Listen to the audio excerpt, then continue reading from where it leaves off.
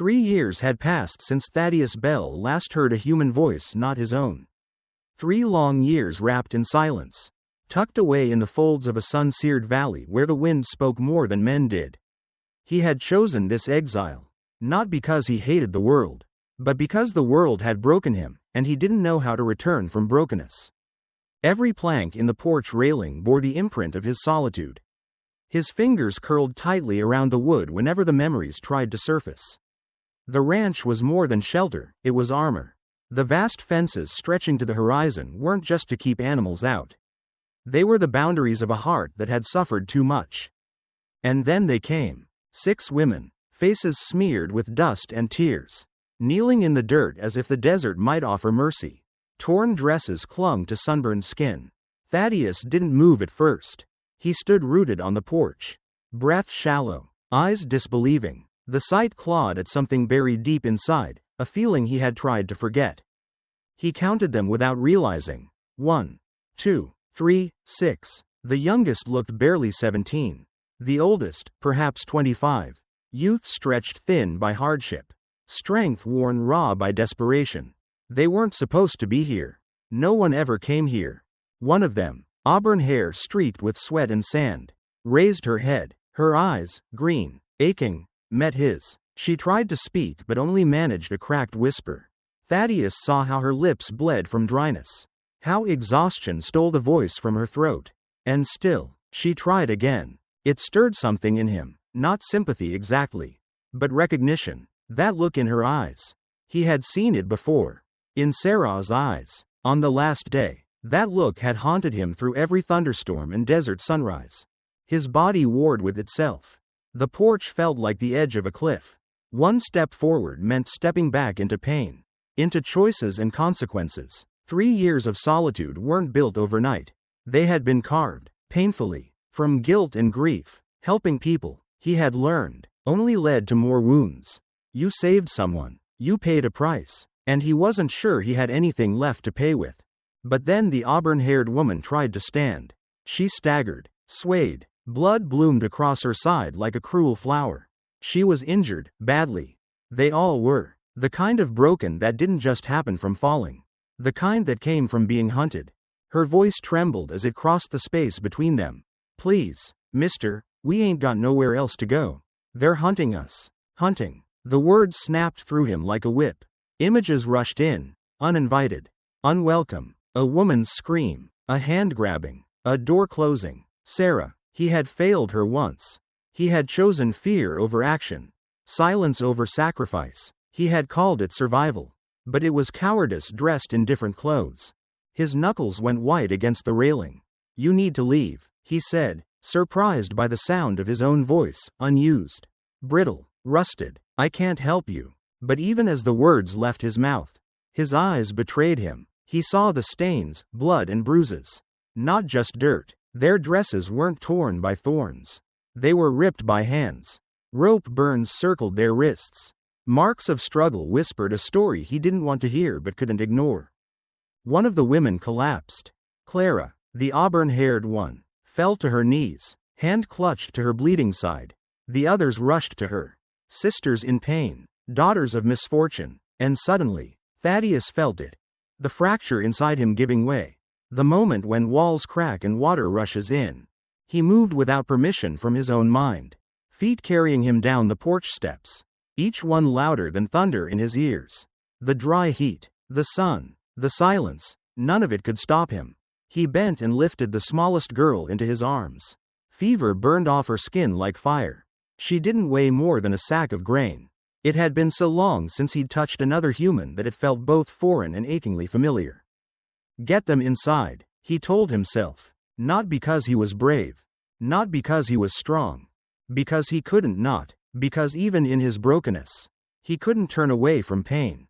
Not again. As he helped the women into the cabin, making room for their trembling bodies in his tiny world, the silence of the desert changed. It wasn't peaceful anymore, it was heavy. Full of questions. Full of danger. From the east, he heard hoofbeats. Fast. Too many. Too close. They found us, Clara whispered, clutching his sleeve with blood-slicked fingers. Her voice was like a secret shared between survivors. Dear God, they found us. And in that instant, Thaddeus Bell understood what it meant to care again, not in theory, not in guilt, but in action. These women had been failed by everyone. He would not be the next. Blank. Underscore. Blank. The pain didn't begin at Thaddeus Bell's ranch. It began long before, on a journey that promised hope and delivered horror. 6 women, strangers bound by desperation, had once believed in a better life. They were promised work, teachers, seamstresses, new beginnings. They left homes, families, and the little security they had behind. What they found instead was betrayal, the kind that breaks the world apart. They came from different places, with different dreams. Clara, the auburn-haired one, was a preacher's daughter. Grace, the youngest, still clung to the memory of schoolbooks and hymns sung by candlelight. The others, Sarah with her quiet strength, Miriam with bruised eyes that never stopped watching, Rose who used to laugh before everything was stolen, and Anna who never spoke, each had stories too heavy for words. The man who offered them passage west had a badge, a federal marshal, tall and polished with a voice full of promises. Wade Garrett. He told their families they'd be safe. He looked their fathers in the eye. And when the wagons disappeared into the dust, he turned from protector to predator. They were drugged on the second night, woke to ropes, laughter, and blood. The teachers and seamstresses they were meant to become became nothing more than inventory. Garrett had sold them, just like that. Human beings turned into currency. Their journey turned into a nightmare, a procession of bruises and silence. One girl, Clara never learned her name, had screamed too long and too loud. She didn't survive the first week. The rest learned quickly. Stay quiet. Stay small. Stay alive. And then came the chance. A mistake by one of the men, sleeping too heavily after drink. Clara seized it. She cut the bindings, stole a knife, and whispered the only word that mattered. Run. They did. Across miles of open desert. Hiding by day, moving by night. They lost their shoes, their breath, their strength. Their guide, a kind man who had once tried to help them, was killed when Garrett's men caught up. His death was fast, cruel, and it told the women what would happen if they were caught again. By the time they reached the edge of Thaddeus's property, they had nothing. No food, no water, no hope. Clara's side bled from a deep wound where a bullet had grazed her ribs. Grace burned with fever. Rose couldn't stop shaking. Miriam's wrist was broken. And Anna hadn't spoken since they ran. They had no right to expect kindness. Not anymore. The world had proven, over and over, that help came with a price. That even the law wasn't safe. Especially not the law. Still, they went to their knees outside the ranch. Because they had nowhere else left to go. Clara had looked up and seen a man standing on a porch with walls around his heart so high they touched the sky. But something about his stillness, about the haunted way he looked at them, made her believe that maybe, just maybe, there was one person left in the world who remembered what it meant to care. When she tried to speak, her voice betrayed her. It cracked and fell away. But she tried again, not for herself, for the girl who couldn't speak, for the girl who was dying. For the ones who had lost everything. Please, mister, she had whispered. They're hunting us. She'd seen him freeze, seen the way his hands clenched the porch railing, the struggle in his eyes. She didn't blame him. Men like Garrett wore badges. They called their crimes business. Helping them meant inviting death. But when Clara fell, when her legs gave out and the blood soaked the earth beneath her, he moved. He picked up Grace, poor, fevered Grace, and held her like she was something precious. Not a burden. His arms were strong, gentle. Clara hadn't seen gentleness in so long that it felt like a foreign language. Inside the cabin, they collapsed on rough floors and simple furniture. The space was too small, but it was safe. For the first time in weeks, no one barked orders. No one grabbed or struck. Clara pressed her hand to her ribs and tried to breathe through the pain. The man, Thaddeus, he'd called himself, didn't ask for anything. He didn't touch them without reason. He gave water, bandages. His silence wasn't cold, it was sacred, and in that stillness, something began to settle in their bones. The idea that maybe not all men were devils. Then the sound of hoofbeats shattered it all. Fear returned like a storm. They found us, Clara whispered. She didn't have to explain who. Thaddeus's face told her he already knew. He didn't flinch. He didn't run. He helped them hide. He lifted Grace like she weighed nothing. Guided the others with soft urgency. Every movement said what he didn't have to speak aloud. I'm with you. And that changed everything. For Clara, it meant her fight hadn't been in vain. For Miriam, it meant maybe trust wasn't a lie. For Anna, it meant someone had noticed her silence and didn't demand she break it. For Grace, it meant warmth where there had been only cold. They were still hunted, still bleeding, still afraid, but inside Thaddeus Bell's tiny cabin, for the first time in too long, they were not alone. Blank. Blank. Thaddeus Bell had always believed he knew the cost of caring. He had lived the price every day for the past 3 years in silence so deep it had swallowed his voice. He'd built walls not just of wood and wire, but of grief, guilt, and fear. Barriers to protect what little of himself remained after the world took everything else. Now 6 strangers knelt on the edge of that silence, and every part of him screamed to turn them away. He stood on his porch, eyes fixed on the torn bodies and frightened faces below. The desert sun blistered overhead, merciless and indifferent, yet it was the quiet desperation in Clara's cracked voice that threatened to burn him more than the heat ever could. They're hunting us, she had whispered. He wanted to pretend he hadn't heard, that his ears had betrayed him, but he couldn't unsee the blood soaking through her side, the glassy stare in the eyes of the youngest girl, the rope burns and bruises that told stories without words. Thaddeus knew this was a turning point, a crossroads he had hoped never to reach again. He had chosen isolation because it meant safety. No attachments, no risk, no pain, and for 3 years, it had worked. No one got close enough to hurt him. No one asked anything of him that he couldn't give. The silence had become a cocoon. Cold, yes, but survivable. But survival wasn't living. Not really. The moment he picked up the feverish girl, Grace, he would learn later, he knew everything was about to change. She weighed so little, not just in pounds but in spirit, as if the world had drained all the life from her. His arms hadn't held another person in years. And yet she felt like both a burden and a blessing. As he carried her inside, the others followed, staggering, bleeding, but still moving. He saw past their exhaustion, past their dirt and torn clothing. What he saw was courage, quiet, ferocious courage, and it humbled him. Inside the cabin, he laid Grace on his bed. The other women collapsed wherever they could. His home, once a fortress of solitude, now felt unbearably small. Like a secret too long kept. Clara pressed her hand to her side, pain shadowing her every movement. Still, she looked around with eyes that saw everything. The sparseness, the emptiness. You're alone, she said, not as a question but a truth. Thaddeus nodded, by choice. But even as he said it, he heard the question behind her words.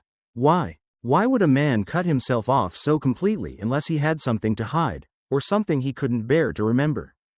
Then came the hoofbeats, distant at first, but growing louder. Thaddeus froze. Clara's whisper confirmed what he already feared. They found us. Panic curled around his spine. And with it, something else, a choice, the kind that weighs more than any rifle. He looked at Clara, at Grace, at the women who had somehow, in their brokenness, brought life into his deathly quiet. Helping them meant risking everything he had built.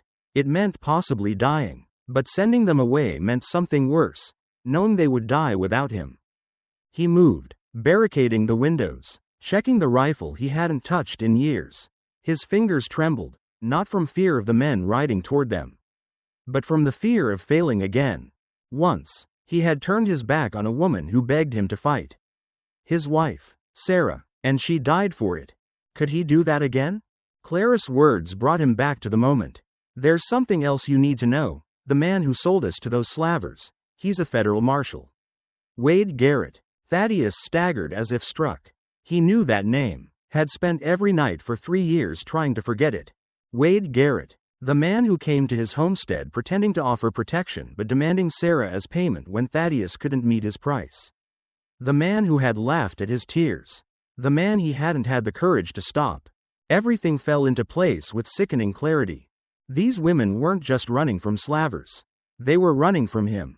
From the man who had shattered Thaddeus's world. And now they had come to him for protection. Thaddeus felt the weight of the rifle in his hands. Felt the heaviness of memory and regret. Felt the breathless, aching responsibility to not let history repeat itself. He glanced around at the women. Clara, barely upright but fierce. Grace, sweating in fevered sleep. Miriam, Anna, Rose. Names he didn't even know yet, but already carried in his heart. His sanctuary had become a battlefield. His silence, a liability, and his choices, his dreaded, unavoidable choices, were now their only hope. He turned to Clara. There's a root cellar, hidden under the floor behind the cabin. But Clara shook her head. They'll find it. These men, they don't stop. Another voice chimed in, soft and chilling. We bring death wherever we go. Thaddeus looked at the youngest girl. She couldn't be older than 16. Her eyes, so blue, so ancient, held the kind of sorrow no child should know. What kind of world turns girls into ghosts? The hoofbeats were closing in now. Thaddeus knew what came next. Blood, bullets, choices with no guarantees. But for the first time in 3 years, he didn't feel paralyzed. He felt the weight of a second chance. This time, he wouldn't run. Blank. Blank. The hoofbeats were the sound of dread given form, steady, deliberate, and growing louder with every heartbeat.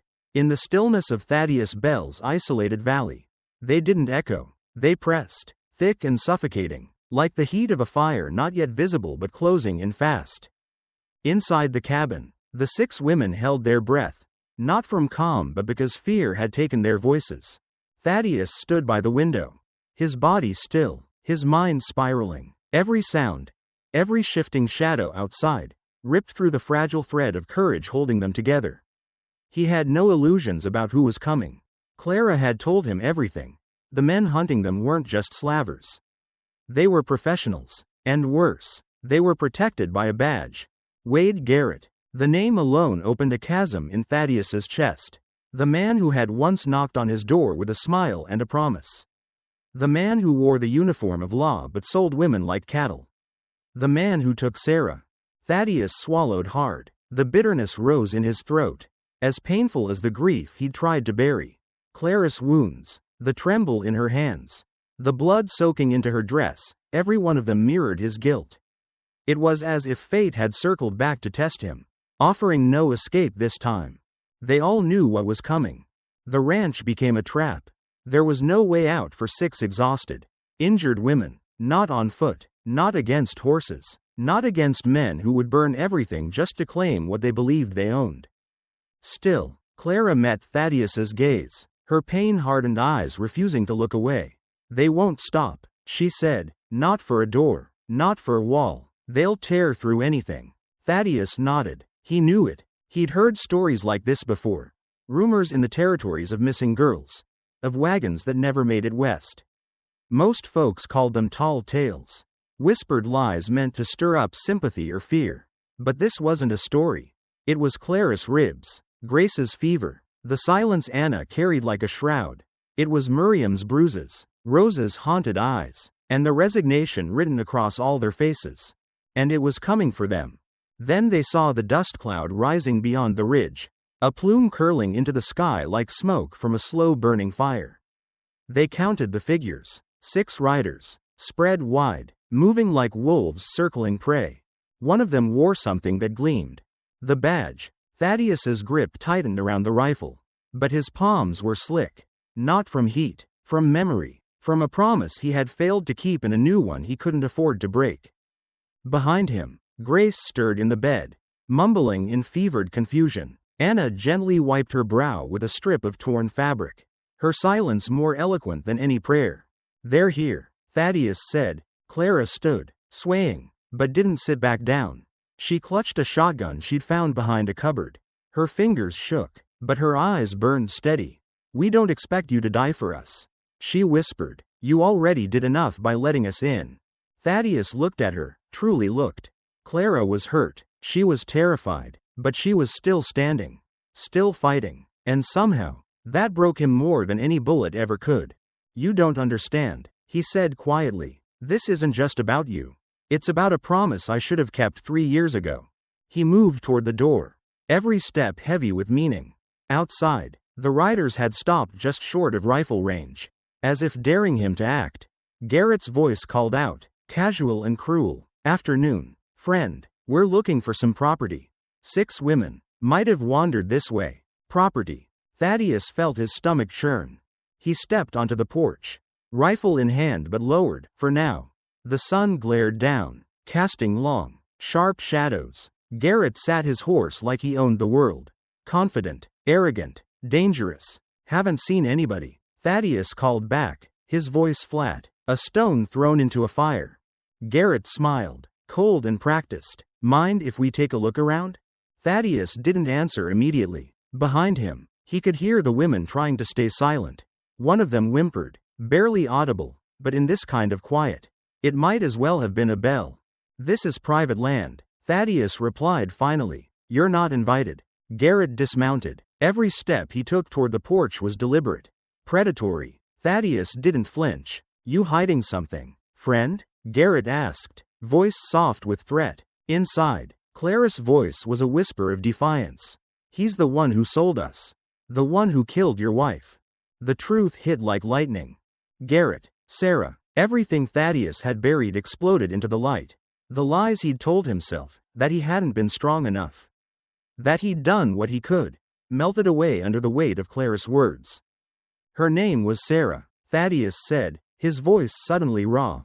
Garrett's smirk widened. "Ah, Sarah, pretty one. She begged, didn't she? Cried for you right up to the end." The pain, sharp and consuming, should have undone him. But then Clara spoke again, her voice fueled by truth. "He's lying. She didn't call for you. She cursed him. She died fighting." Something inside Thaddeus cracked open. Not with grief, but with clarity. For 3 years, he'd been drowning in sorrow. Now, suddenly, he could breathe again. He raised his rifle. Steady now. Garrett's smile faltered. For the first time, Thaddeus saw fear in the man's eyes. Blank. Blank. The rifle trembled in Thaddeus Bell's hands. But not from fear. The sun overhead turned the air to fire.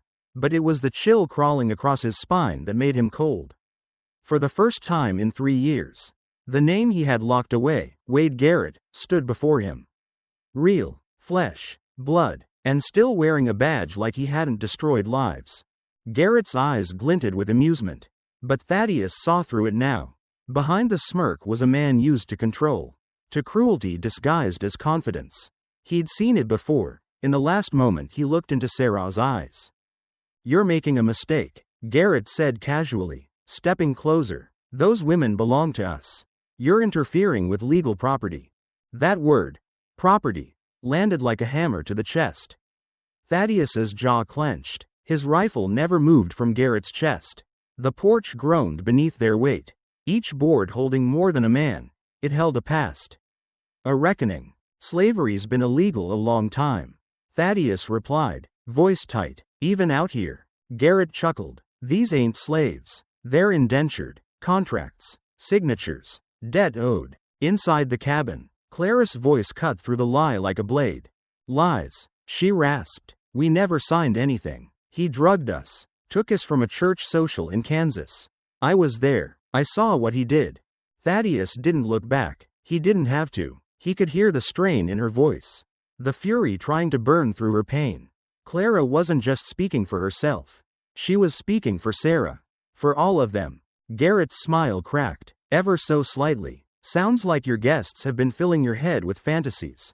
You know what happens when folks shelter fugitives? You kill them," Thaddeus said. The silence that followed was thick.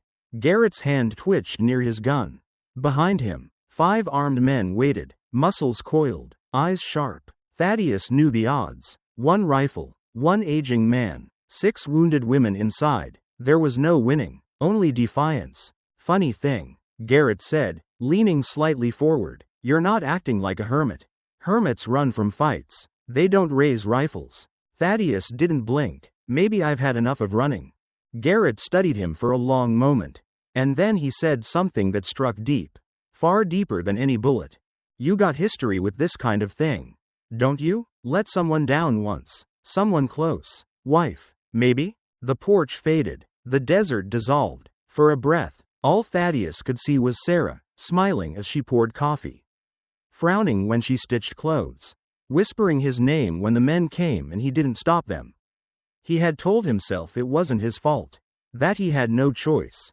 Her name was Sarah, Thaddeus whispered, and I won't make the same mistake twice.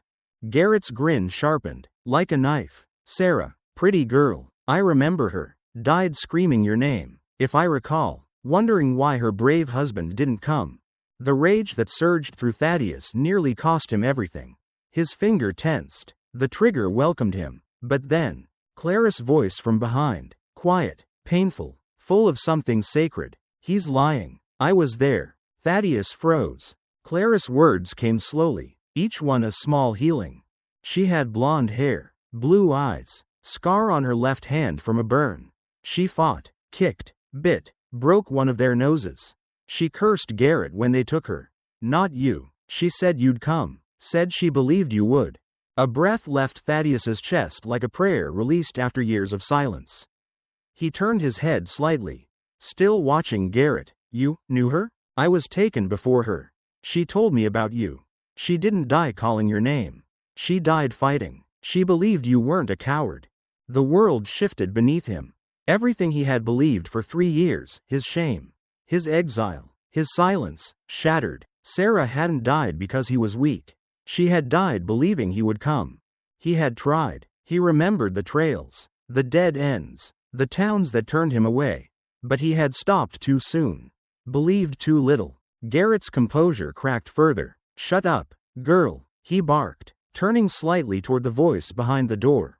But Clara didn't stop. She said she loved you. That she knew you would make them pay. Garrett stepped forward, fury rising. You think you know what love is? You think this old man's going to save you? The gunfire that followed was sudden, loud, final. Thaddeus pulled the trigger. Garrett flew backward off the porch, the badge he wore catching sunlight one last time before he hit the dirt. Everything exploded. Gunshots erupted from Garrett's men. Bullets shattered windows. Splinters tore through the air. Thaddeus dove behind the water trough, working the lever on his rifle. The world was noise and fire and fury. Inside the cabin, Clara, bleeding, staggering, appeared with a shotgun. Her hands were steady. She fired, dropping a rider mid-charge. Root cellar, she yelled. There's more weapons. The others, Miriam, Rose, even silent Anna, burst out of the cabin, wounded but armed. Their faces held no fear, only resolve. Grace lay unconscious, fever burning, but even in her stillness, she was part of the fight, part of the cause. Thaddeus saw it all as if through Sarah's eyes. These women weren't just survivors. They were warriors. They fought with the fury of the wronged, the betrayed, and they weren't alone. Thaddeus was no longer a man hiding from pain. He was standing in it, fighting with it, fighting for them, fighting for her. Blank. Blank. The echo of the rifle's blast hadn't even faded before the world turned into fire and thunder. Wade Garrett lay in the dirt, a red blossom spreading across his chest, the light already fading from his eyes. But there was no time to process what it meant, what it cost, because the remaining 5 men reacted instantly, their training kicking in with terrifying precision. Gunfire tore through the porch rails, shattering wood and window panes alike. Thaddeus Bell hit the ground hard behind the water trough, his body instinctively ducking for cover. He hadn't fired a weapon in years, but his muscles remembered. His mind, however, was flooded, not with tactics, but with the faces of the women behind him. Inside the cabin, Clara was dragging herself toward the wall, blood staining her side in deeper hues. Yet when her fingers found the old shotgun, hidden under a loose floorboard, she gripped it like she'd been waiting her whole life to use it. Thaddeus saw her silhouette through the cabin doorway. Clara, injured, pale, but somehow, impossibly, standing. When she fired, the recoil rocked her, but the shot hit true. One of the riders screamed and fell from his horse. The others barely slowed. They weren't just outlaws. They were slavers, trained, armed, unflinching, and now furious. Thaddeus felt every second stretch like a lifetime. He worked his rifle's lever with urgency, popping off shots where he could. One bullet tore through a rider's thigh, he fell, but not before returning fire. The round ripped into the porch post near Thaddeus's face, splintering it to pieces. He ducked again, breath ragged, fingers aching from the force of each shot. Inside the cabin, the others had begun to move. Miriam found a revolver in a hidden crate under the table and limped to the window. Her hands shook, more from trauma than fear, but she steadied them. She had always been quiet, always watched more than spoke. But in this moment, she didn't hesitate. Anna, who hadn't spoken since the beginning, moved to Grace's side. She didn't carry a gun. Instead, she wrapped her arms around the fevered girl, shielding her with her own body as bullets tore through the walls. In her silence, there was something louder than any gunfire, a vow not to let the girl die alone. Rose crawled across the floor to the fireplace, finding another weapon hidden beneath a loose stone. It was heavy in her hands, but her fingers curled around it with purpose. She had cried every night since they escaped, but now, her tears were gone, only fire remained. Outside, Thaddeus saw another rider fall. Clara had reloaded, he didn't know how, and fired again. But now she was down, collapsed on her knees, barely conscious. The others were still firing, fighting, surviving, not because they had strength left, but because they had no other choice. The fourth rider tried to flank the cabin. Thaddeus caught the movement and took the shot. The man fell hard, his weapon clattering to the dust. Only one remained. The man had dismounted, ducked behind a rain barrel, and was returning fire with brutal accuracy. Thaddeus couldn't get a clear line. For a moment, everything fell still. Smoke curled from shattered windows. Dust swirled through the broken door. Then Anna stood up, no weapon in her hands. Only Grace pressed tightly to her chest. She didn't speak, but her eyes found Thaddeus through the window. She nodded. It wasn't a signal for retreat. It was trust. And in that fragile moment, something ancient stirred inside him, not rage, not vengeance, but love, not the romantic kind, but the sacred kind. The kind that binds people to each other in fire and blood and silent promises. He rose from his cover, knowing the risk, knowing the math, and still, he fired. The final slaver fell. The silence that followed was unnatural, deafening. Thaddeus stood in the aftermath, gun hanging limp in his hands, every breath dragging against cracked ribs and raw memory. Inside the cabin, Clara slumped against the wall, her eyes fluttering open and shut. But she was alive, alive. So were Rose, Miriam, Anna, even Grace, though fever still burned in her skin. Thaddeus staggered toward the porch and collapsed to his knees beside Garrett's body. The man's eyes were open but empty, his badge glinting one final time in the afternoon sun. For 3 years, Thaddeus had let this man live in his nightmares. Now, he was just gone. But Sarah was still gone too. Nothing could undo that. Behind him, the women were emerging one by one, battered, bruised, but upright. Clara limped over, her hand pressed to her side. "He's gone," she said softly, her voice ragged. Thaddeus nodded. So is the silence. He looked at them, really looked. These weren't the same women who had knelt in his yard. They were scarred, changed, but they had fought, not just to survive, but to matter. And for the first time in years, Thaddeus realized he had been given something most men never get. A second chance. Blank. Blank. The fire had gone out of the sky, leaving only the long hush of twilight behind. The dust had settled, the blood had dried, and in the quiet after the storm, something unfamiliar began to take root among the ruins, hope. Tender and tentative. Thaddeus Bell stood outside the cabin that had once been a fortress for his solitude. Now, it was something else. He didn't know the word for it yet, but it felt like life, like belonging. The 6 women who had staggered into his world just days before were no longer strangers. No longer broken shapes in the dirt. They were survivors. Each carried wounds too deep for sight. But they were moving, breathing, choosing to stand up again. Inside, Grace stirred on the bed.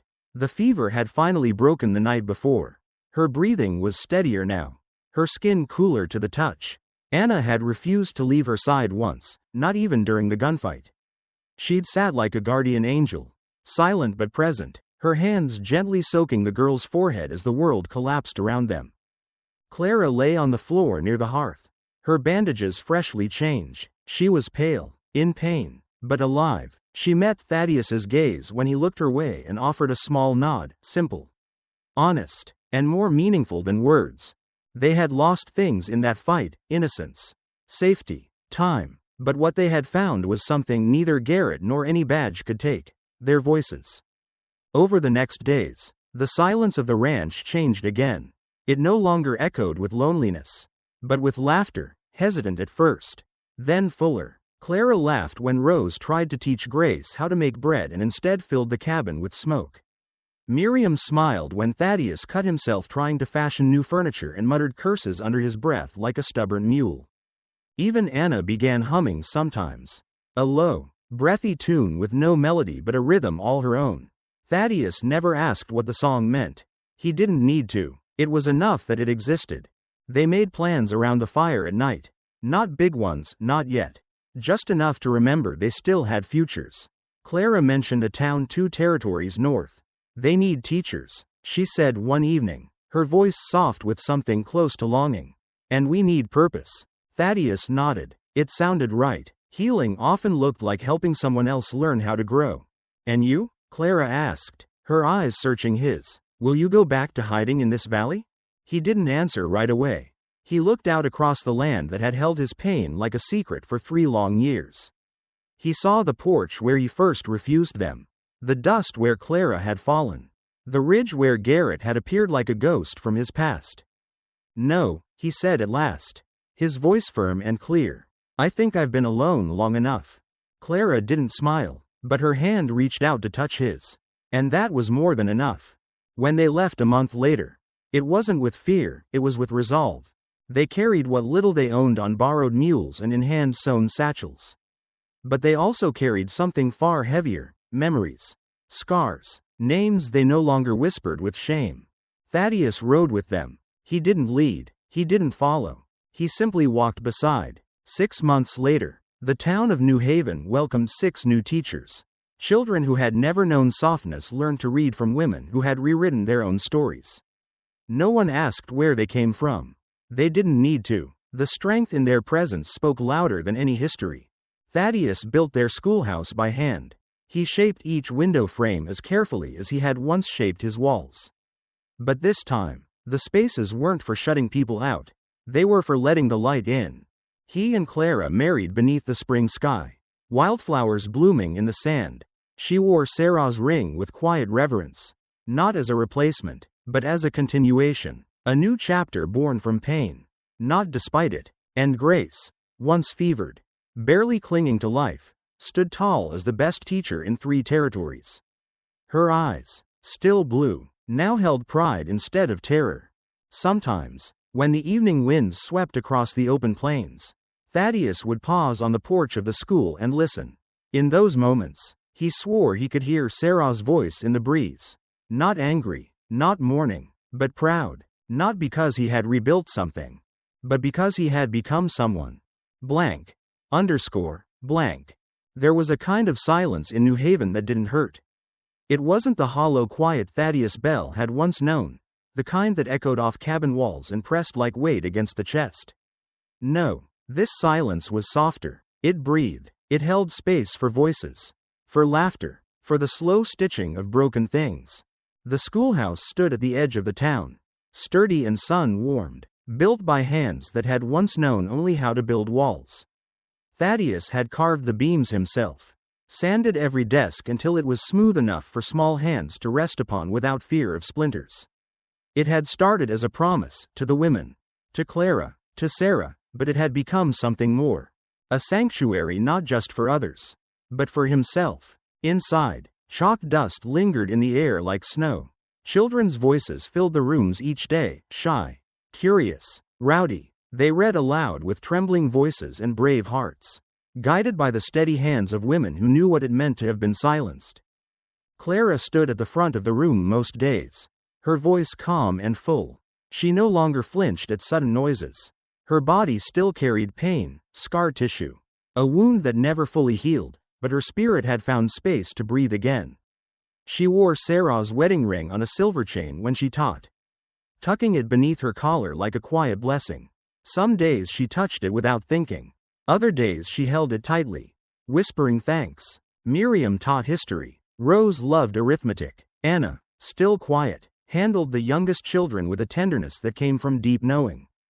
Grace, once too fevered to stand, now wrote poetry that made people weep. Thaddeus often watched them from the porch, fingers curled loosely around a cup of coffee as the sun rose over a field of wildflowers. Sometimes he joined a lesson. Sometimes he just listened. There was peace in presence. And he had learned not everything needed words. He still thought of Sarah often. The weight of her loss had once driven him into the wilderness.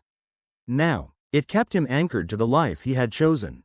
Clara had given him something no one else ever had, not just forgiveness, but truth. She had told him how Sarah died, fighting, fierce, unbroken. It didn't erase the guilt, but it gave it shape. It turned it from shame into purpose. Some nights, when the desert wind curled through the valley just right, Thaddeus would close his eyes and hear Sarah's voice, not pleading, not crying, but proud, as if she had waited all this time to see who he would become when the silence lifted. He wasn't a perfect man. He never would be. But he had finally learned what it meant to carry someone's memory not as a burden, but as a guide. The town welcomed them quietly. They asked few questions. Most people had their own shadows. They saw the way Clara stood beside Thaddeus in town meetings, how the children clung to Anna's skirts, how Miriam held Rose's hand when the wind picked up too sharply. They didn't need to know the past to understand the strength in their present. Sometimes, a new girl would arrive at the school, quiet, wide-eyed, afraid of raised voices or sudden movement. Clara always noticed first. She'd sit beside the girl, speak gently, and before long, that child would be reading, smiling, learning. They knew what to look for, because they had lived it. And slowly, New Haven changed too. It grew, softened. Families who had once kept to themselves began attending the town socials again. Men brought their tools to help expand the schoolyard. Women brought meals and fabric for curtains. It wasn't just that the women had survived, it was that their survival had healed something beyond themselves. One afternoon in early spring, Clara found Thaddeus on the porch, his hands busy carving a small wooden bird. He did that sometimes, crafted little figures and left them on windowsills or desks. "I think we need a second building," she said, sitting beside him. He looked up, brow raised. "Too many students," she added. "That's a good problem." He smiled faintly and nodded. "We'll build it." They sat in silence for a while, the kind of silence that speaks. Then Clara reached into her pocket and held out a worn piece of cloth. Thaddeus took it. It was a strip of Grace's first essay, one she'd written months earlier and insisted on rewriting a dozen times. On it were the words, "We are not what was done to us. We are what we choose to become." Thaddeus stared at the sentence for a long time. "That's who we are now," Clara said softly. "Not victims, not ghosts." He nodded again, throat thick with something that wasn't sorrow. When Grace came home from the school later that day, she ran to them with a bouquet of desert blossoms. They were wild things, tough, untamed, beautiful in their resilience. Like her, like all of them. She pressed them into Clara's hands and whispered, "For Sarah." And for the first time in a long time, Thaddeus felt tears, not of grief, but of gratitude, of reverence. For Sarah, yes, but also for Clara, for Grace, for Anna, Miriam, and Rose, for all the people who had made this broken man believe again. The silence would never be gone. But now, it had a place, and it was no longer empty.